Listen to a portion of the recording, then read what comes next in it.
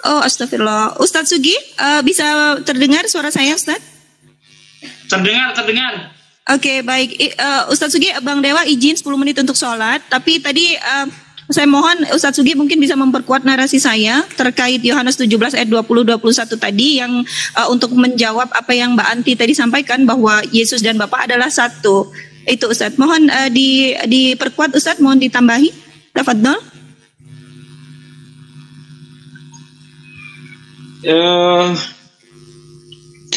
Suara saya bagus enggak ya? Saya takutnya pas menyampaikan suara saya lagi nggak bagus gitu. Sekarang bagus Ustaz. Sekarang bagus. Oke, mengenai pernyataan Yesus berkata aku dan Bapa adalah satu di situ jangan dimaknai satu hakikat apalagi satu pribadi. Karena satu yang dimaksud di Yohanes 10 ayat 30 itu bukan satu hakikat, bukan satu pribadi, tapi satu pekerjaan. Makanya kalau kita baca ayat selanjutnya, ketika Yesus berkata aku dan Bapa adalah satu, kemudian orang Yahudi ingin melempari Yesus. Yesus berkata banyak pekerjaan baik yang berasal dari Bapakku, pekerjaan baik manakah yang membuatmu mau melempari aku? Jadi satu yang dimaksud adalah satu visi misi. Tuhan menginginkan keselamatan bangsa Israel, mengembalikan bangsa Israel pada hukum-hukum Taurat. Demikian juga Yesus. Jadi satu pekerjaan atau satu visi dan misi. Nah kemudian dijawab oleh orang Yahudi. Yahudi ini sebenarnya ingin membunuh Yesus itu bukan karena Yesus mengaku Tuhan, bukan. Karena kebencian saja. Makanya kalau Anda lihat di dalam Yohanes 8 ayat 39 sampai ayat 44 itu nanti Yesus itu bertanya-tanya kepada orang Yahudi, mengapa kamu ingin membunuh aku? Aku orang yang diutus Tuhan. Kan begitu. Nah, orang Yahudi itu ingin membunuh Yesus bukan karena Yesus ngaku Tuhan, tidak. Karena orang Yahudi itu sudah sering manusia disebut Allah itu sudah terbiasa di telinga mereka. Seperti contoh dalam Keluaran 7 ayat 1. Di situ dikatakan, lihat aku menjadikan kamu sebagai Allah dan Fir'aun adalah nabimu. Musa juga disebut Allah. Keluaran 7 ayat 1. Fir'aun juga disebut Allah. Nah, jadi yang ingin saya katakan tadi bahwa orang Yahudi itu sudah terbiasa telinganya itu mendengar manusia disebut Allah itu sudah biasa. Tapi bagi mereka, bagi Yesus Allah yang dimaksud bukan ini, bukan sebagai sang pencipta, tapi sebagai utusan. Makanya nanti di dalam Yohanes 10 ayat 35 itu Yesus berkata jikalau kepada mereka firman itu disampaikan disebut Allah. Jadi orang-orang yang menyampaikan firman itu disebut Allah. Musa disebut Allah. Ya, Keluaran 7 ayat 1. Hakim-hakim disebut Allah. Mazmur 82 ayat 6. Bahkan Paulus sendiri mengatakan di dalam 1 Korintus 8 ayat 6, ya meskipun kita tahu banyak Allah baik di bumi maupun di surga, tapi bagi kita hanya ada satu Allah saja, yaitu Bapa. Ya, jadi ketika Yesus berkata aku dan Bapa adalah satu, maksudnya itu satu visi dan misi, begitu, Mbak. Masya Allah, tabarakallah. Syukran. Lagi Jumat sudah lancar. Ustadz Zuma, di monitor suara saya kedengaran nggak nih? Bagus, jelas. Alhamdulillah. Bagus. Iya, oke, baik. Oke, saya tambahkan sedikit boleh ya? Tafadhal Ustadz Zuma. Boleh ya? Tafadhal Gurunda. Okay. Ya. Bismillahirrahmanirrahim. Al-Quran menerangkan dalam surah Ali Imran dikatakan wa musaddiqal lima baina yaday minat Taurah wal uhilla lakum ba'dal ladina hurrima alaikum. Jadi Nabi Isa alaihissalam itu kemudian datang kepada Bani Israel, menerangkan kepada Bani Israel, dan sebagai seorang aku ini membenarkan Taurat yang datang sebelum aku, dan agar aku menghalalkan bagi kamu sebagian dari yang telah diharamkan untukmu. Ini Nabi Isa alaihissalam datang kepada Bani Israel menerangkan bahwa apa yang diharamkan di Taurat itu aku datang diutus oleh Allah untuk menghalalkan sebagian untukmu. Itu yang dikatakan oleh Nabi Isa alaihissalam. Wali uhilla lakum ba'dal ladina hurrima alaikum. Nah, lalu kemudian apakah hal ini benar? Kita lihat di dalam Markus 2 nomor 23 dan seterusnya, satu perikop. Ketika suatu hari kemudian Yesus pada hari Sabat, di mana perintahnya kemudian kuduskanlah hari Sabat, Yesus justru berjalan di sebuah ladang gandum. Kemudian Yesus dan muridnya memetik belir gandum. Beliau memetik, lalu kemudian orang-orang yang ada pada saat itu bertanya, lihat mengapa mereka berbuat sesuatu yang tidak diperbolehkan pada hari Sabat.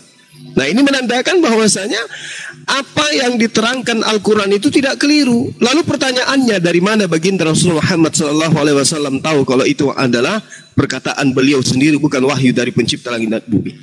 Wa musaddiqan lima baina yadai minat Torah wal uhilla lakum ba'dal ladina hurrimu alaikum wa ji'tukum bi ayatin min rabbikum. Nah, ini artinya bahwasanya ketika kemudian ada pemahaman bahwa Yesus dan Allah itu satu, Al-Quran menerangkan fattaqullah wa ati'un, takutlah kepada Allah dan takut jugalah kepada aku, taatlah kepada Allah dan taat jugalah kepada aku.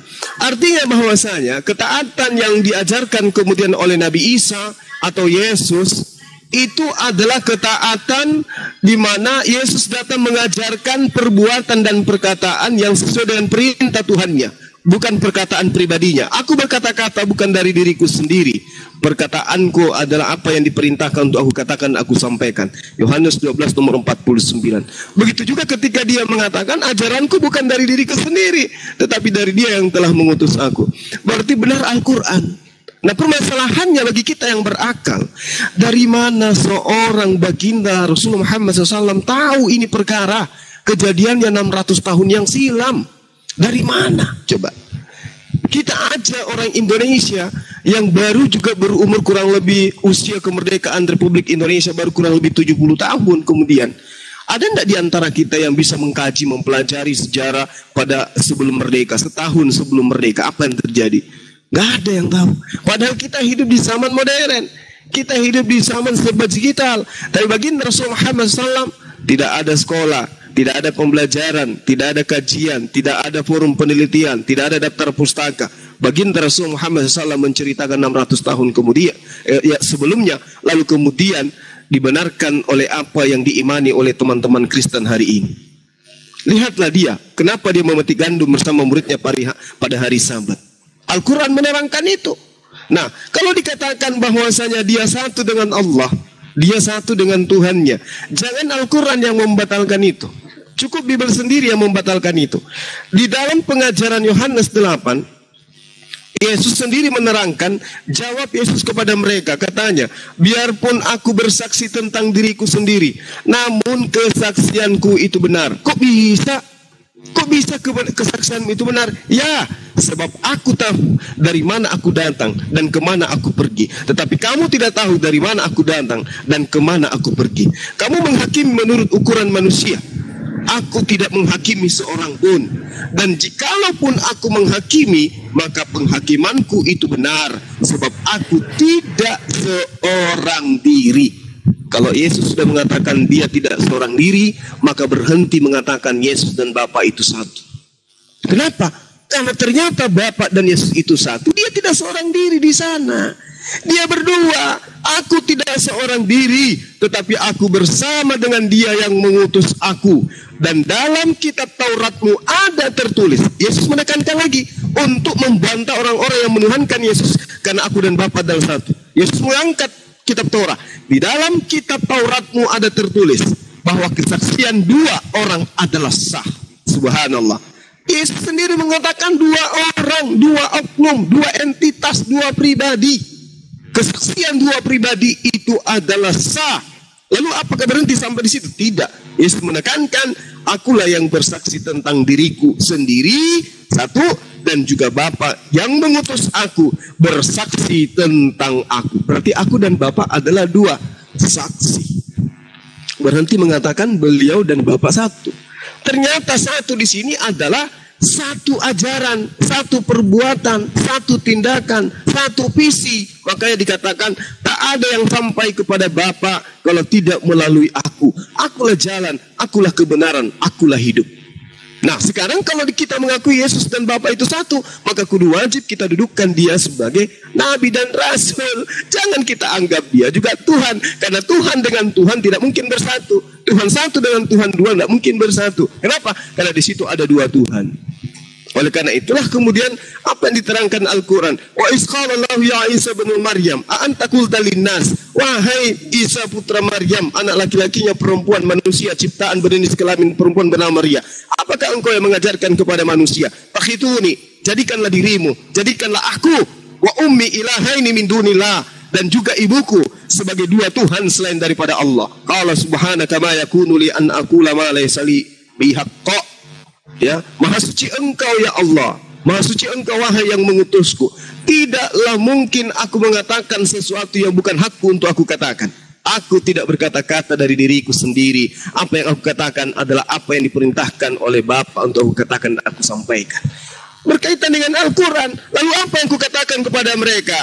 In kuntu qultu faqad alimta ta'lamu ma fi nafsi wa la a'lamu fi nafsi innaka anta 'allamul ghuyub. Engkau lah yang mengetahui segala yang gaib, sedangkan yang aku ajarkan kepada mereka adalah ma'qultu lahum illa ma amartani bi ani abudullah rabbi wa rabbakum. Sembahlah Allah Tuhanku dan Tuhanmu. Wahai Maria, jangan kau sentuh aku. Pergilah kepada saudara-saudaraku, katakan kepada mereka, aku akan pergi kepada ilahku dan ilahmu, bapakku dan bapakmu. Bapak sama dengan Theos, Bapak sama dengan Tuhan.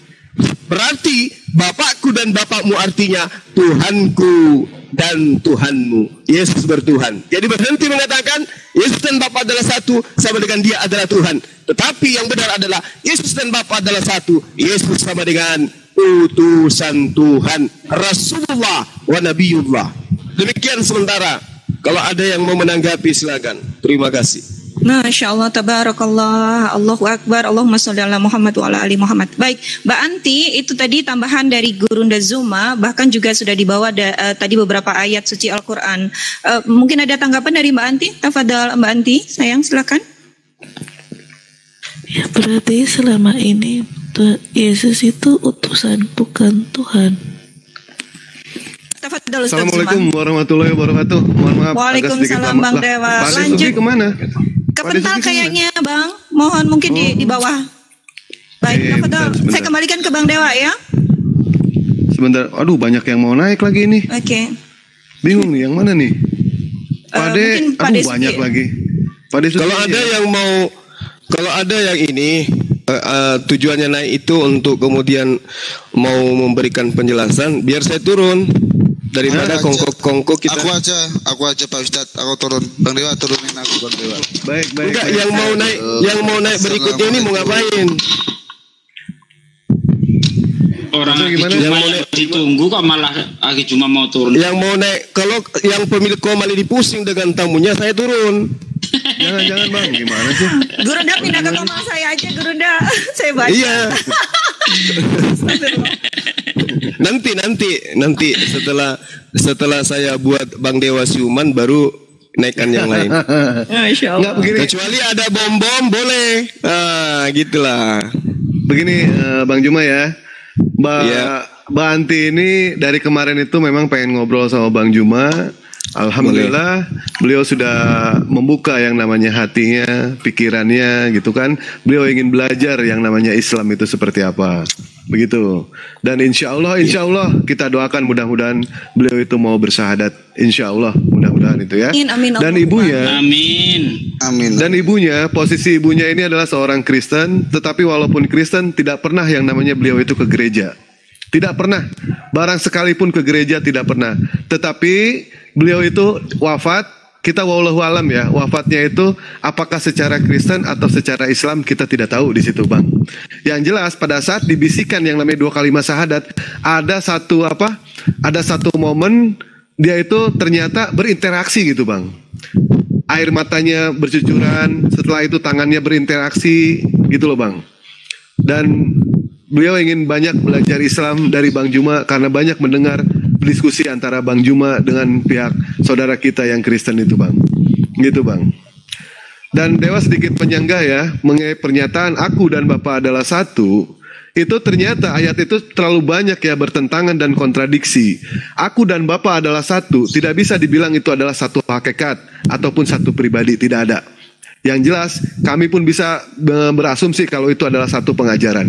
Di dalam Wahyu 3 ayat 5 itu jelas-jelas Yesus di hadapan Bapa. Andaikan Yesus berkata di hadapan Bapa, berarti itu saling berhadapan. Ada dua oknum. Di dalam Kisah Para Rasul 7 55 ayat 26 dikatakan lagi Yesus berhadapan dengan Bapa. Di dalam Markus 16 ayat 19 Yesus duduk di sebelah kanan Bapa. Berarti artinya ada dua oknum di situ. Ya, di dalam Yohanes 5 ayat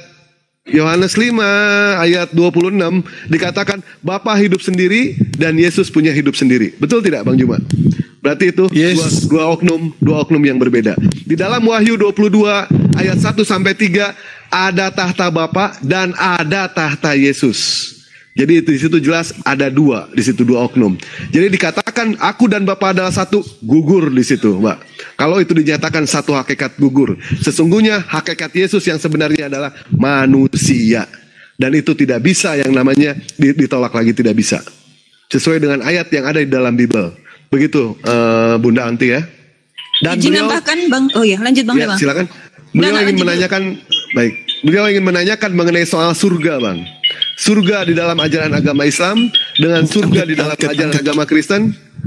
Angkat dulu. Udah diangkat Bang? Baik, udah diangkat ya, lanjut. Ini lagi serius lagi, masih bercanda. Bunda Okna ini menanyakan bagaimana keadaan surganya di Kristen sama surganya di Islam. Kok bisa dikatakan itu berbeda? Mana di sini yang menurut benar itu yang mana? Nah, mari kita uji sama-sama di sini. Silakan Bang Juma. Atau ada penambahan dari Mbak Alonana yang tadi, silakan. Sedikit nambah Bang Dewa, bahwa silakan. Yesus dan Bapa itu bukanlah satu pribadi yang sama. Kita lihat Markus 14 ayat 62 ya. Jawab Yesus, akulah dia dan kamu akan melihat anak manusia duduk di sebelah kanan yang maha kuasa. Nah di sini sudah jelas ya, Yesus duduk di sebelah kanan yang maha kuasa. Kalau memang Yesus dan Bapa adalah satu, kenapa tidak melebur menjadi satu? Kenapa harus ada di sebelah kanan dan sebelah kiri? Itu saja Bang Dewa, lanjut. Saya tambahin ya, dikit ya. Itu kan tadi masih bertanya-tanya, masa iya Yesus ini hanya utusan bukan Tuhan? Kan intinya seperti itu kalau saya perhatikan. Bahkan begini Mbak Anti ya, ketika Yesus membangkitkan Lazarus, membangkitkan orang mati gitu kan. Kalau memang dia Tuhan, pada saat dia membangkitkan Lazarus itulah membuktikan bahwa aku Tuhan begitu. Pasti semua orang akan percaya loh. Siapa sih yang bisa membangkitkan orang mati kalau bukan Tuhan? Tapi faktanya Yesus justru ketika membangkitkan Lazarus, Yesus bersaksi sebagai utusan Tuhan. Anda lihat dalam Yohanes 11 ayat 41, 42, 43. Yesus berdoa. Nah ini dia. Kalau dia Tuhan kok berdoa? Yesus berdoa menengadahkan tangannya ke atas. Lalu berkata, ya Bapa, aku bersyukur kepadamu. Aku tahu engkau selalu mendengarkan aku. Tetapi karena banyak orang yang berdiri di sini mengelilingi aku, supaya mereka tahu bahwa engkaulah yang telah mengutus aku. Coba. Aturan kan kalau dia Tuhan, kamu mau bukti, ini aku Tuhan, nih saya buktikan, saya bisa bangkitkan Lazarus. Tapi dengan polos dan jujur Yesus mengaku utusan ketika membangkitkan Lazarus. Kemudian satu ayat lagi yang mungkin akan mengguncang Anda, yang tidak pernah dibawa oleh pendeta-pendeta Anda. Dalam Yohanes 4 ayat 22, Yesus berkata kepada wanita, kamu menyembah apa yang tidak kamu kenal. Kami menyembah yang kami kenal. Yesus di situ kami. Ikut dalam kelompok kami. Kelompok orang-orang yang bertuhan. Yesus punya Tuhan. Apakah Anda akan menyembah manusia yang menyembah kepada Tuhan? Bukankah yang bisa kita sembah adalah otoritas tertinggi yang tidak pernah tergantung kepada sosok yang lain? Yesus tergantung kepada sosok yang lain. Dia menyembah kepada Tuhan. Dia berdoa kepada Tuhan. Apa bedanya Yesus dengan kami orang-orang Muslim yang menyembah, yang berdoa kepada Tuhan? Apa bedanya dengan kami orang-orang muslim yang selalu berkata la haula wala quwata illa billah? Tidak ada daya, upaya, kekuatan selain daripada Allah saja. Itu juga yang dikatakan Yesus di dalam Yohanes 5 ayat 30. Aku tidak dapat berbuat apa-apa dari diriku sendiri. Semua yang aku lakukan sesuai yang aku dengar. Pengadilanku adil bukan datang dariku, tapi datang dari yang mengutus aku. La haula wala quwata illa billahil aliyil azim. Segala kekuatan, upaya, semuanya itu hanya dari Allah saja. Sama seperti kami orang Islam. Masa mau disembah sih? Orang yang bersyukur, orang yang menyembah kepada Tuhan masih disembah juga. Inna lillahi wa inna ilaihi rajiun. Monggo dilanjut. Ya silakan Bunda Anti, mau penasaran soal surga atau gimana? Silakan. Mumpung ada Bang Jum di sini. Kualat kapok we. Lanjut.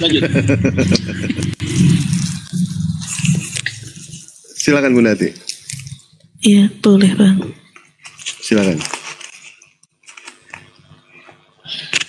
Ya, yang tadi saya tanya itu, kenapa surganya Muslim sama Kristen kok berbeda? Kalau surganya Muslim kita bisa bersatu dengan keluarga, kalau di Kristen kenapa kok tidak, itu loh yang membuat perbedaan itu. Baik, silakan Bang Juma. Kenapa ada perbedaan antara surganya Kristen dengan surganya Islam? Jangankan dengan orang Kristen ya, dengan orang Buddha, Hindu pun kami berbeda surganya. Berbeda kami itu. Silakan Bang Juma. Nah, inilah yang harus kita uji, mana surga yang benar, mana surga yang palsu. Bang Juma? Apalagi makan Bang Juma? Tadi beres makan, dia makan soalnya tiap 1 jam sekali Bang Juma ini makannya, bahaya juga ini. Sering banget makan dia. Bang Juma?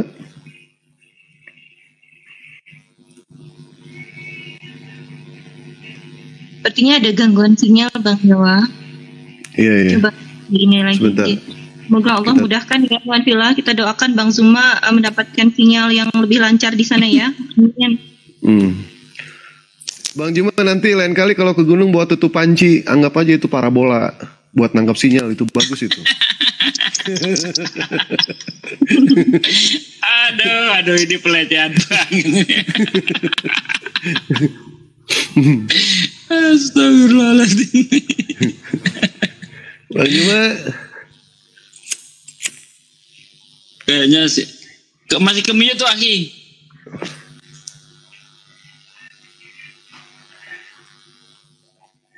Nah, udah. Cek. Ya, silakan. Cek. Suara saya bagus. Bagus, Bang. Ya, apa yang bertanya? Kenapa surganya di kekristenan itu berbeda dengan surganya di Islam?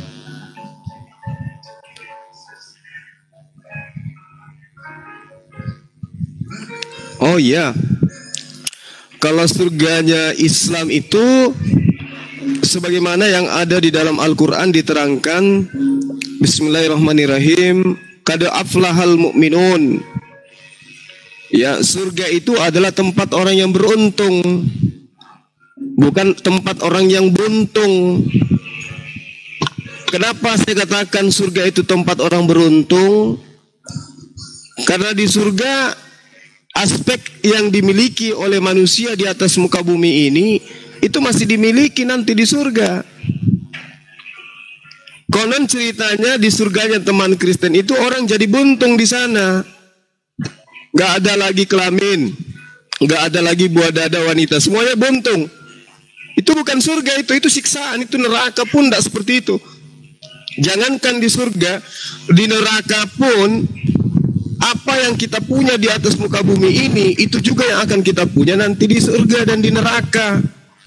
Masa tangannya yang mencuri, tangannya yang membunuh, tapi tangan lain yang akan disiksa di neraka. Begitu juga sebaliknya. Masa tangan yang ini yang kita gunakan berbuat baik, bersedekah, mengayomi, melindungi, memberi. Tapi tangan lain yang akan menikmati kesenangan di surga. Itu bukan ajaran Tuhan yang kayak begitu. Itu bukan ajaran kasih. Itu entah ajaran dari mana datangnya. Al-Quran menerangkan, kada aflahal mu'minun, sungguh beruntung orang-orang yang beriman. Kenapa mereka beruntung? Karena mereka akan berkumpul dengan saudara-saudaranya, mereka akan berkumpul dengan anak istrinya, mereka akan berkumpul dengan suaminya, berkumpul dengan ayah ibunya, berkumpul dengan keturunannya. Beruntung orang beriman itu. Nah, sementara di dalam surganya teman-teman Kristen, coba Anda lihat di dalam Matius 19 nomor 29. Coba Anda bayangkan, kalau itu benar adanya, betapa kejamnya Tuhan itu, betapa sadisnya Tuhan itu. Apa yang dikatakan di dalam Matius 19 nomor 29? Jika engkau mencintaiku, lalu kemudian barang siapa yang meninggalkan anaknya, saudaranya, baik perempuan laki-laki, orang tuanya, baik ibu maupun bapaknya, ladangnya, maka dia akan memperoleh 100 kali lipat nanti di surga. Kejam. Kenapa saya katakan kejam? Karena di situ tidak disebutkan istri. Barang siapa yang meninggalkan anak-anaknya, ibunya, bapaknya, saudaranya, ladangnya, hartanya, rumahnya, emasnya, mobilnya, demi untuk aku, maka dia akan memperoleh 100 kali lipat nanti di surga. Kejam. Sangat kejam. Dan sangat rasis. Kenapa saya katakan kejam? Karena di situ tidak disebutkan istri. Jadi kaum wanita ketika ditinggalkan, kemudian ketika nanti ditinggalkan laki-laki untuk menuju kepada ajaran Yesus, tidak akan memperoleh 100 kali lipat. Jadi suami-suami Anda akan kehilangan istri nanti di surga. Menurut data itu, menurut Matius 19 nomor 29 versi Indonesia. Kalau versi Barat lain, istri tetap didapat 100 kali lipat. Permasalahannya kemudian adalah doktrin gereja menyatakan laki-laki dan perempuan nanti di surga tidak ada lagi hubungan suami istri. Lalu kalau tidak ada lagi hubungan suami istri, apatah lagi hubungan anak ibu, apatah lagi hubungan antar saudara. Anak sama istri aja nggak ada. Nah, kalaupun ada hubungan istri, hubungan anak, hubungan ayah, berarti benarlah Al-Quran. Al-Quran yang benar berarti. Nah, yang membedakan antara surganya Kristen dan surganya Islam, di surganya Islam nanti, umat Islam itu akan kembali berkumpul dengan keluarganya. Berkumpul dengan keluarganya, bersatu dengan rumah tangganya yang ada di dunia. Itulah kebahagiaan yang kemudian dimiliki oleh umat Islam di surga. Coba Anda bayangkan, Anda pindah ke alam di mana alam itu indah, tapi di situ nggak ada anak Anda, nggak ada istri Anda, nggak ada ayah ibu Anda. Emang Anda bisa bahagia? Nggak mungkin. Kedua, Anda masuk di satu tempat, katanya di sana tempat memuji, tetapi di sana Anda tidak bertemu dengan orang-orang yang kita cintai. Apakah Anda akan bahagia? Nggak mungkin. Anda diberi tempat yang indah, di sana banyak makanan yang enak-enak, di sana ada buah-buahan, di sana pemandangan yang indah-indah.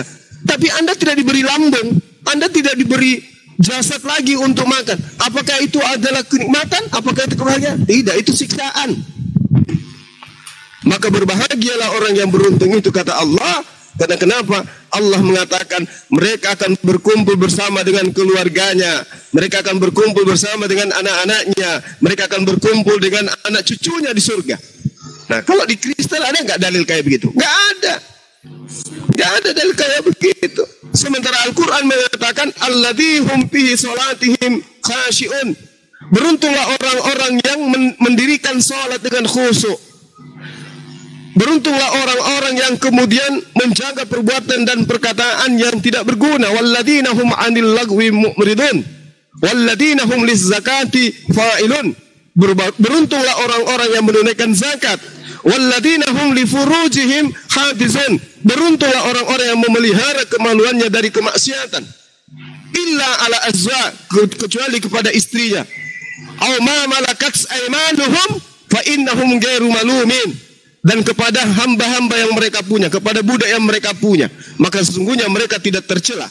Famadi bataka wara'a dzalika faulaika humul aadun. Tetapi barang siapa mencari di balik itu, melakukan persinahan dan seterusnya, maka mereka itulah orang-orang yang melampaui batas jika mereka tidak bertaubat. Walladzina hum li amanatihim wa ahdihim ra'un.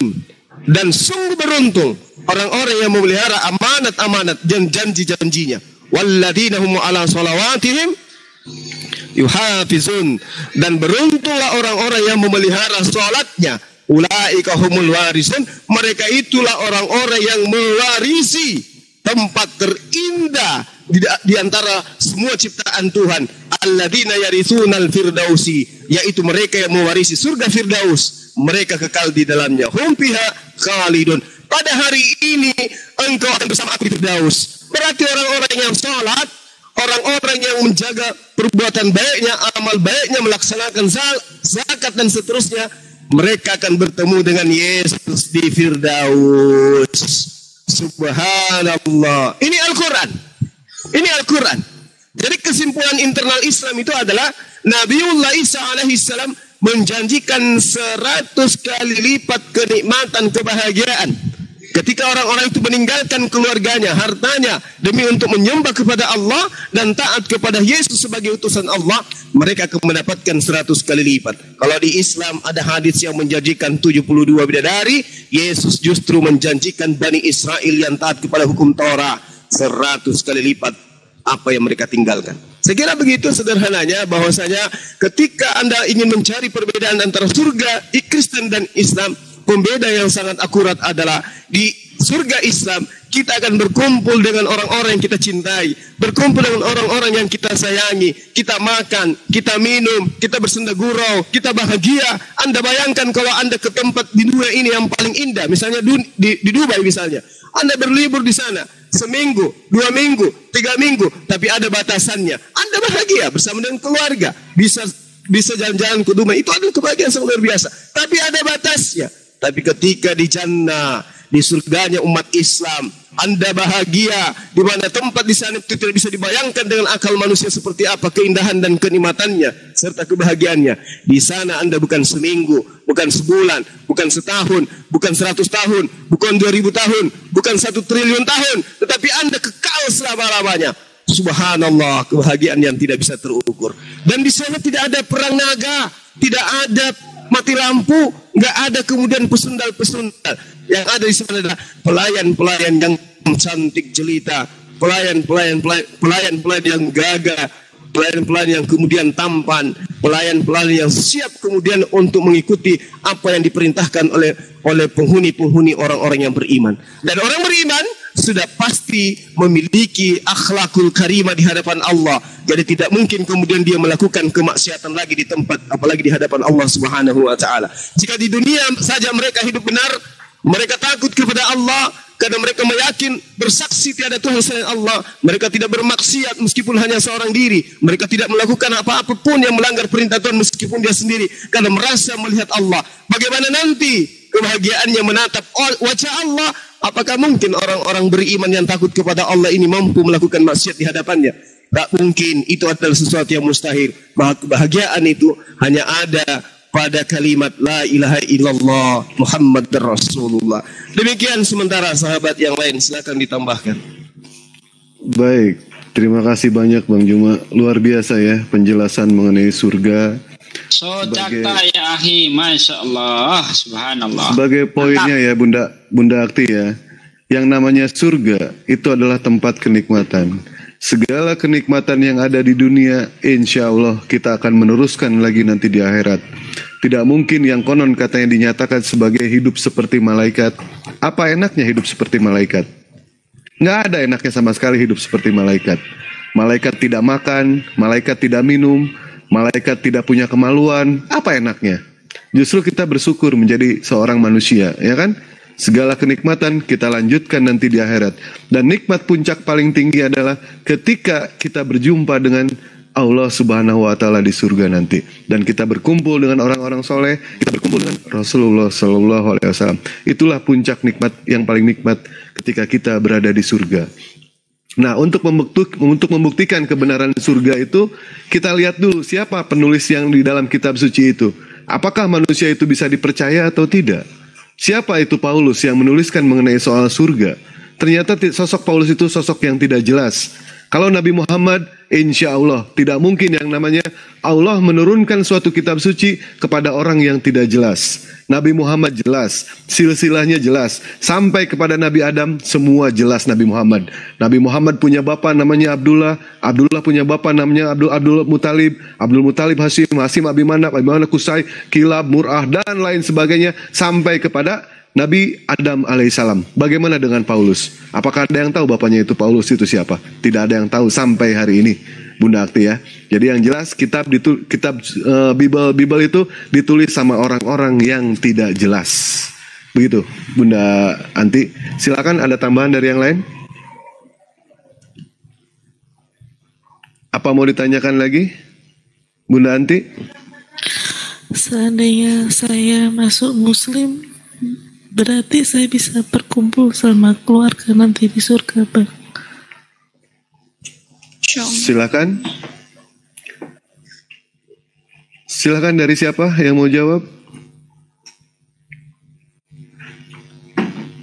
Oh, izin Bang Dewa, Ya. mohon maaf, boleh? Okay. Silakan. Di dalam Silakan. Quran surat At-Tur ayat 21, di situ Allah Ta'ala berfirman, saudaraku, dan orang-orang yang beriman dan yang anak cucu mereka mengikuti mereka dalam keimanan, kami hubungkan anak cucu mereka dengan mereka, dan kami tiada mengurangi sedikit pun pahala amal mereka.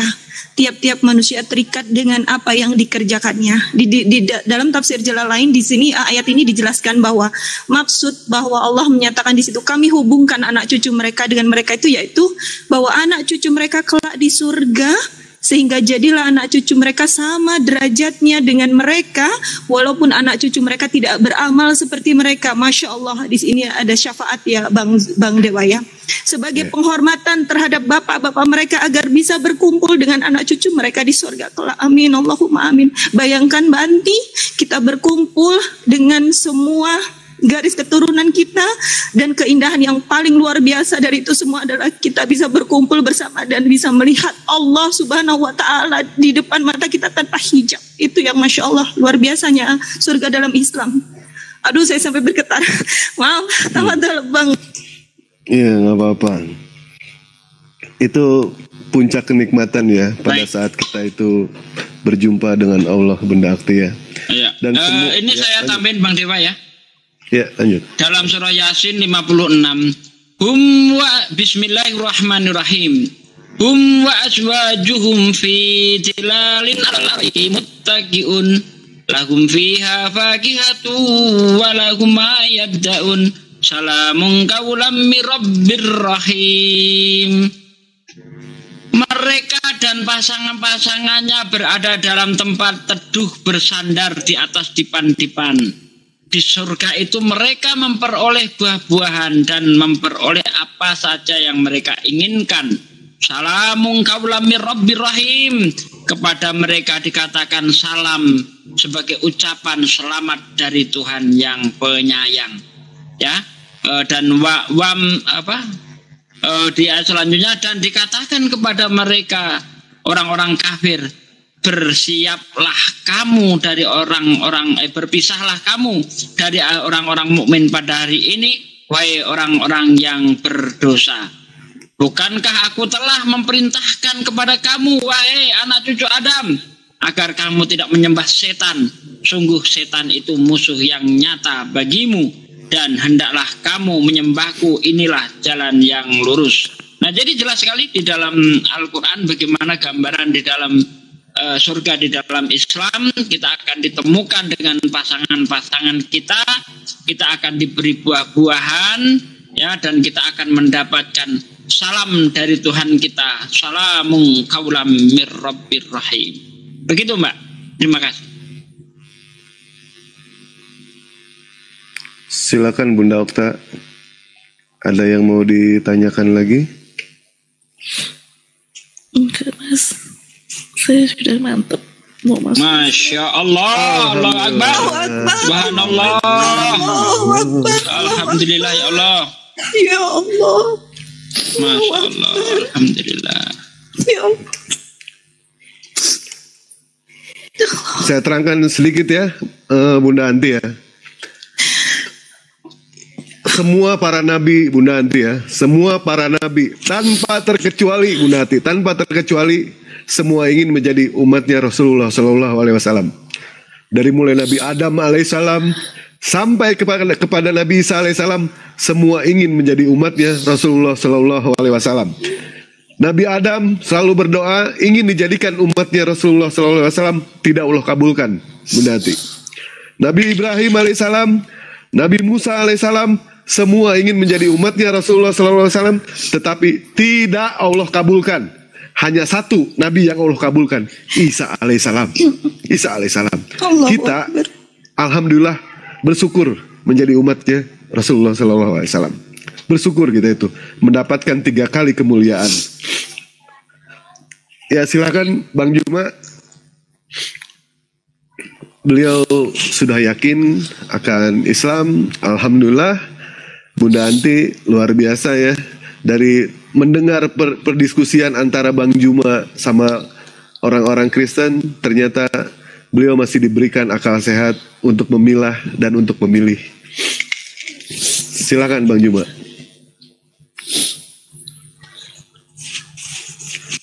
Atau ada dari Bang Neplos, jangan diam aja, gua getok juga nih orang nih, gua diem mulu nih.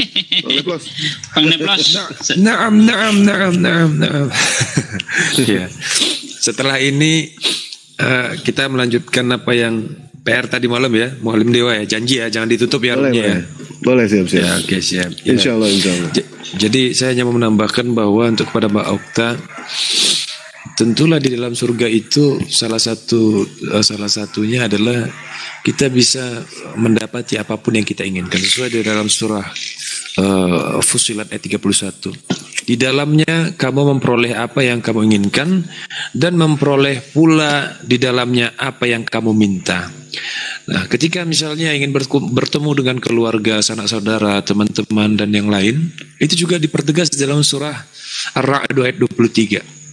Yaitu surga-surga Adnan. Mereka masuk ke dalamnya bersama dengan orang yang saleh dari nenek moyangnya, pasangan-pasangannya, dan cucunya, serta para malaikat yang masuk ke tempat-tempat mereka dari semua pintu. Jadi itu hanya sedikit perumpamaan gambaran surga, tetapi tentu isi di dalam surga itu tidaklah seperti apa yang kita bayangkan. Kenapa? Karena isi di dalam surga itu adalah sesuatu yang tidak pernah terlihat oleh mata, terdengar oleh hati, dan terdengar oleh telinga, dan terbetik oleh hati. Jadi luar biasa bahwa memang dan siapapun yang masuk ke dalamnya akan kekal, khalidina fiha, kekal di dalamnya. Mungkin barangkali itu bisa menjadi suatu motivasi, tetapi itu bukanlah akhir dari segalanya. Bahwa kalaupun pada akhirnya Mbak Okta memilih untuk bersyahadat dan menjadikan Islam sebagai agamanya Mbak Okta, ini menjadi awal perjalanan yang sebenarnya. Ini awal perjalanan yang sebenarnya, di mana kita semua sedang bersama-sama menuju apa yang paling kita inginkan. Apa itu? Apa coba ini? Rahmat Allah Ta'ala. Salah satunya adalah surga. Ya itu aja mungkin barangkali. Ya, saya Anti Bang, bukan Okta. Tapi kakak saya. Anti.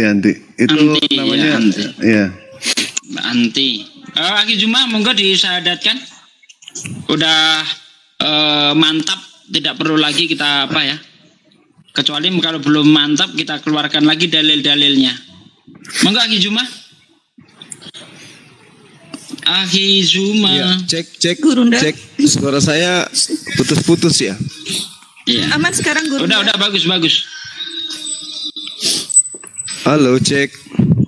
Iya. Aman Gurunda. Ya, udah bagus. Tes 1 2. Lancar. Keren dah. Suara saya putus-putus. Enggak. Enggak, lancar Sensei. Lancar Bang Juma, lancar. Iya, udah sampai di mana tadi kita? Beliau sudah mantap, tinggal syahadat aja.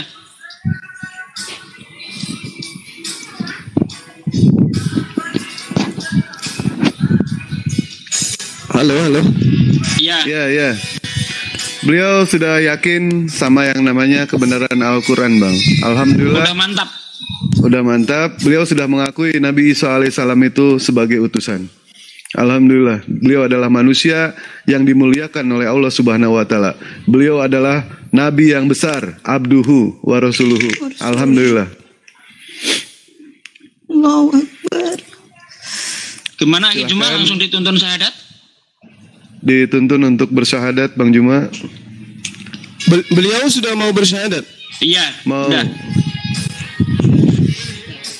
Masya Allah. Jadi tidak ada paksaan kan dari teman-teman yang ada di sini?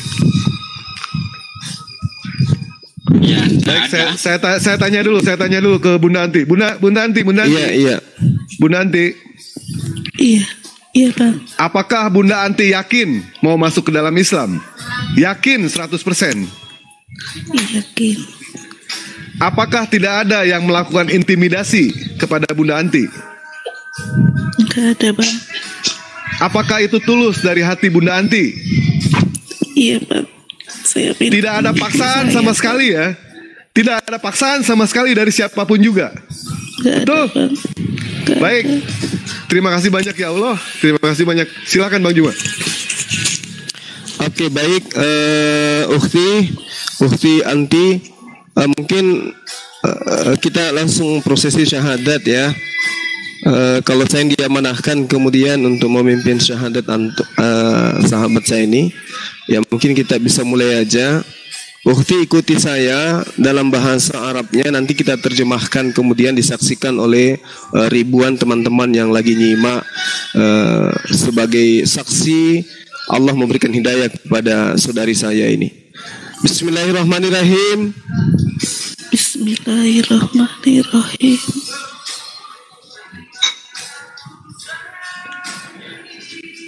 Dengan menyebut nama Allah.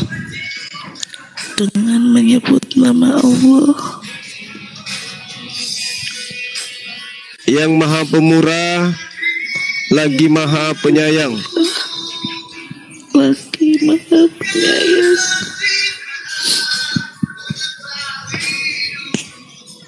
Iya. Asyhadu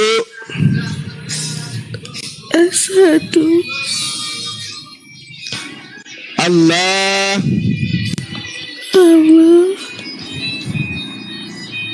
ilaha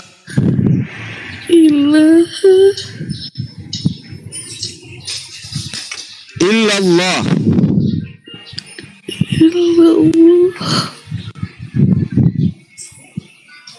wa asyhadu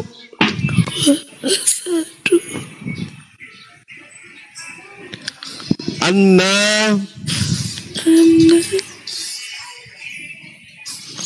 Muhammad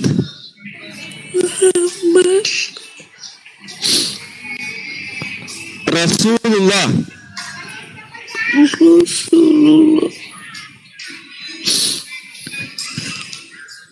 Aku bersaksi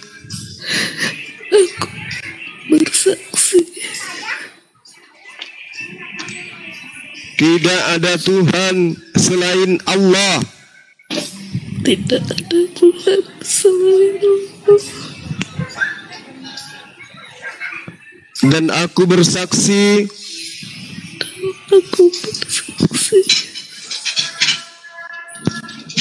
bahwa Muhammad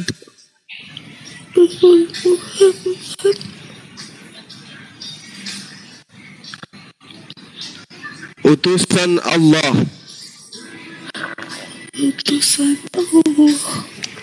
Alhamdulillah. Alhamdulillah ya Allah. Alhamdulillah. Masya Allah. Sah. Allahu Akbar. Masya Allah. Subhanallah. Akhi, antum seperti biasa doakan akhi Sugi. Tafadhal akhi. Masya Allah. Barakallah. Masya Allah ya Allah ya Rabb. Anugerah demi anugerah Engkau limpahkan kepada kami ya Allah.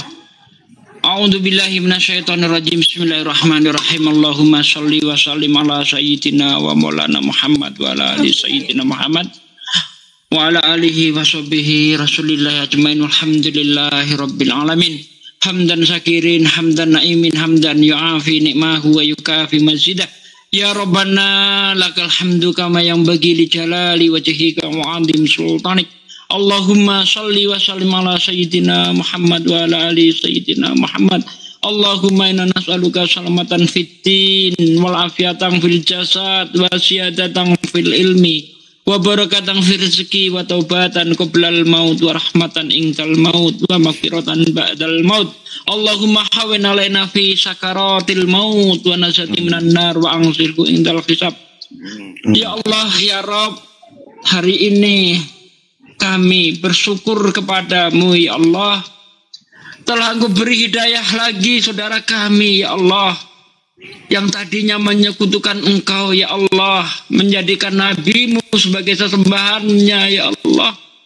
Saudaraku hari ini bertobat ya Allah, ingin menyembah Engkau sebagai satu-satunya Tuhan yang berhak disembah ya Allah, dan mengakui nabimu Muhammad Rasulullah Sallallahu Alaihi Wasallam, Nabi yang agung utusanmu ya Allah. Hanya kepadamu aku menyembah, dan hanya kepadamu aku minta pertolongan ya Allah. Ya Allah, kekalkanlah hidayah, kekalkanlah hidayahmu kepada saudariku yang baru saja berikrar mengakui Engkau sebagai Tuhannya ya Allah. Ringankanlah ujian kepadanya ya Allah, karena aku tahu ya Allah bahwa Engkau akan menguji setiap hambamu yang aku beriman ya Allah. Ringankan ujiannya ya Allah, kekalkan hidayahnya kepadanya ya Allah. Ya Allah, betapa Engkau menunjukkan keperkasaanmu ya Allah, menunjukkan kekuasaanmu ya Allah. Agamamu dihujat setiap hari oleh orang-orang kufar ya Allah, tapi Engkau justru menunjukkan hidayah. Hujatan-hujatan kaum kafir ya Allah tidak ngefek sedikit pun. Bukan menyebabkan orang Islam banyak yang murtad, tapi justru menyebabkan orang-orang kafir banyak yang mu'alaf ya Allah.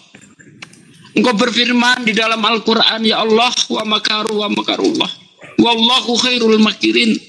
Orang-orang kafir membuat tipu daya terhadap Engkau ya Allah, dan Engkau juga berencana membalikkan tipu daya itu ya Allah, dan Engkau sebaik-baik pembalas tipu daya ya Allah. Menangkan agama ini ya Allah, sebagaimana janjimu di dalam Al-Quran, idza ja'a nasrullahi wal fath. Jika pertolongan Allah telah datang, Allah akan memenangkan agamanya. Idza ja'a nasrullah wal fath. Ya, kamu akan melihat manusia itu berbondong-bondong memasuki agama. Dan inilah fakta ya Allah, baik di dalam negeri maupun di luar negeri banyak yang mualaf ya Allah. Ya Allah, kami hanya bisa menyampaikan saja ya Allah. Siang malam kami berusaha membela agama-Mu ya Allah. Kami hanya bisa menyampaikan saja ya Allah. Kami hanya orang-orang yang bersendang gurau dalam menyampaikan agama-Mu ya Allah. Tapi lewat lisan-lisan kami banyak orang yang mendapat hidayah ya Allah. Semua ini karena kehendak-Mu ya Allah. Tidak mungkin ucapan kami bisa meluluhkan hati mereka ya Allah. Jika Engkau tidak meluluhkan hati-hati mereka ya Allah, karena Engkau lah yang membolak-balikkan hati kami ya Allah. Wa anta muqallibal qulub ya Allah ya Rabb. Ampunilah dosa kami, dosa orang tua kami, dan dosa orang-orang muslim ya Allah. Hanya kepadamu aku menyembah, dan hanya kepadamu aku minta pertolongan. Rabbana atina fid dunya hasanah wa fil akhirati hasanah wa qina adzabannar.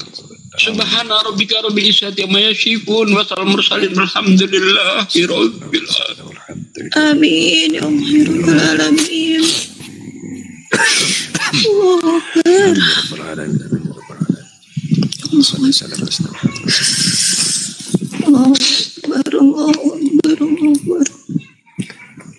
Terima kasih banyak ya kepada Ikhwan Fillah yang sudah ikut menyaksikan prosesi syahadat dari Bunda Okta, dan alhamdulillah Bunda Okta sudah memeluk ajaran agama Islam, dan konsekuensi dalam memeluk ajaran agama Islam, Bunda Akti harus Pak. melaksanakan Bunda Akti harus melaksanakan yang namanya syariat ajaran Islam. Itu adalah konsekuensinya. Bunda Akti jangan pernah yang namanya meninggalkan sholat, belajar sholat di situ ya. Kalau ada orang yang berusaha ingin memurtadkan kembali, satu ayat saja bikin satu pertanyaan buat dia. Buatkan ayat semisal Al-Quran, satu surah aja. Minta kepada mereka. Saya pribadi ya, Bunda Anti ya. Andaikan ada orang yang bisa membuat ayat semisal Al-Quran, satu surah aja nih, satu surah nih. Dewa, demi Allah murtad hari ini. Hari ini Dewa murtad. Kalau ada yang sanggup orang membuat ayat semisal Al-Quran, ini udah jaminan dari Allah. Allah sudah menjamin ini, bahwa manusia tidak akan sampai membuat ayat semisal Al-Quran. Ini adalah ayat spektakuler bagi Dewa. Cap jempol, tanda tangan langsung dari Allah Subhanahu wa Ta'ala. Dan terbukti 1439 tahun yang lalu sudah berlalu, tidak ada orang yang sanggup membuat ayat semisal Al-Quran sampai detik ini. Sampai detik ini. Karena Al-Quran itu mukjizat. Mukjizat yang tidak pernah Allah angkat sampai hari kiamat. Itu Al-Quran. Kita percaya semua nabi bermukjizat, ya kan? Dari mulai Nabi Adam sampai dengan Nabi Isa alaihissalam, semua bermukjizat. Tetapi tidak ada satupun mukjizatnya yang Allah perlihatkan sampai detik ini. Tidak ada satupun juga. Melainkan kita dapat itu dari kitab suci. Itu pun hanya katanya. Betul? Tetapi kalau bikin kayak Bible gampang enggak Bang Dewa? Insya Allah bikin Pak. Gampang. Ini saya kasih contoh ya. Ini kata-kata seperti di Bible ya. Ketika ketua preman itu sampai di pinggiran kampung, maka berkatalah dia kepada anak buahnya, pergilah kamu ke kampung di depanmu itu. Kamu akan menemukan sepeda motor terparkir dan kunci ada di tempatnya. Lepaskan, bawa kemari. Jika ada orang butuh, katakan ketua preman sedang membutuhkan, nanti akan dibalik. Gampang kan? Kalau bikin ayat kayak Bible gampang kan? Oh, gampang banget. Coba bikin ayat semacam Al-Quran. Wa in kuntum fi raibim mimma nazzalna ala abdina fa'tu bisuratim mim misli wad'u syuhada'akum min dunillahi in kuntum shadiqin. Jika kamu ragu terhadap apa-apa yang aku turunkan kepada hambaku, buat satu surah saja. Bukan sendiri kamu disuruh di situ. Ya. Wad'u syuhada'akum min dunillah, ajak penolong-penolongmu selain Allah Tuhanmu, ajak Roh Kudus, ajak ya Bapak, ajak semuanya untuk membuat satu surah saja jika kamu mampu, dan pasti kamu tidak mampu. Kalau kamu tidak mampu, maka persiapkanlah dirimu dengan api neraka yang bahan bakarnya dari batu dan manusia.